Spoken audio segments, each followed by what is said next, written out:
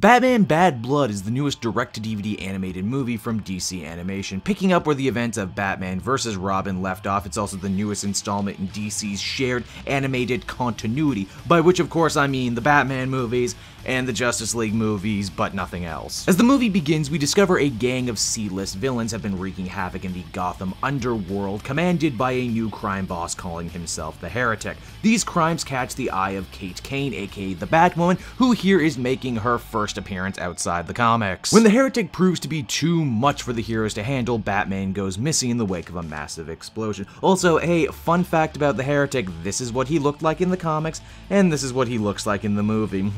I have to wonder, did the animators just think he wasn't scary looking enough, or did they fear people might take the idea of a big bad villain dressed in Arab garb the wrong way? Well, you know what, that's none of my business, moving on. With Bruce Wayne in the win, his son Damian, yet again voiced by Stuart Allen, who is living in self-imposed exile after the last movie, decides now is the time to return home. Well, geez, that was a short exile, and yeah, I guess it's important to note after 4 of these Batman movies in a row, the continuity is actually starting to matter, as characters will make reference to things like Son of Batman and Batman vs. Robin, etc. So if you watch all of these movies like me, prepare to finally be rewarded for your attention to detail. Of course, when Damian does return, he sees that Dick Grayson, the former Robin and current Nightwing, has already taken up the Batman mantle and is hitting the streets to find out what Batwoman's connection to all this craziness around Gotham is. We do get some good material here about Dick trying to live up to the Batman cowl, but never really wanting it for himself. Oh, but wait, there's another player we haven't even talked about yet, Luke Fox, son of Lucius Fox, who after his father is gravely wounded by the Heretic in an attack, vows to take up a costume of his own and become the Batwing to avenge his dad,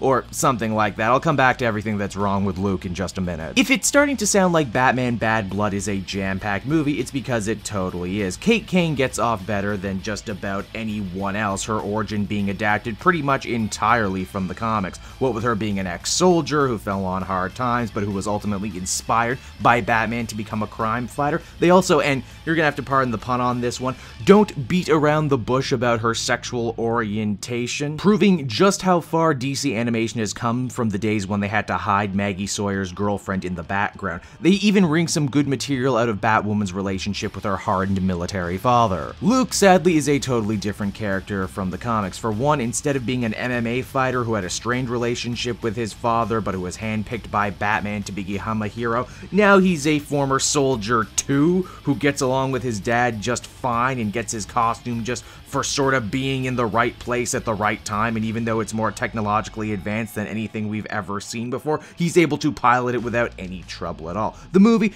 does not really have much time for Luke outside fighting some flying bad guys near the end of the movie, and that's just sad. My opinion has always been either do a character right or don't include them at all. Visually, the movie looks good, not better or worse than the others that have preceded it. In fact, much of the movie is reused locations like the Batcave and Wayne Enterprises. Same goes for the music and the score. It sounds fine, not better or worse than the ones that came before it either. Now, I've complained in the last couple animated Batman movies that they seemed much more interested in fighting than talking. Well, thankfully, here things are a little bit more balanced, like 60-40 balance. No, the problem with Bad Blood comes in the pacing. It just moves too damn fast for its own good. We'll get a very somber scene wherein Dick talks about what kind of father figure Batman was, and before it has a chance to really seep in, boom, bang, boom, another big fight scene. Now, don't misinterpret me here, the fights are cool. This is Jay Oliva once again in the director's chair, and the fight choreography is top-notch stuff. Especially now that we have a full Bat family, we can fight numerous different colorful bad guys with different weapons at once, all with unique fighting styles of their own. But by far the biggest stumbling block for Batman Bad Blood is the story structure. We spend a good 2/3 of the movie just looking for Batman, and once we finally have him, it's time to stop the secret villain's plot that is only now getting explained to us. It all just feels so super jarring, and I won't go out of my way to spoil who the secret villain is, but if you're familiar with the source material that this movie is drawing upon, then it will come as no shock to you, even if their motivations don't seem to line up with how they were portrayed before. And you know what, while we're on the subject, another thing these DC animated movies used to do was be full-on adaptations of famous comic works. Now they're just kind of picking and choosing to tell totally original tales, which is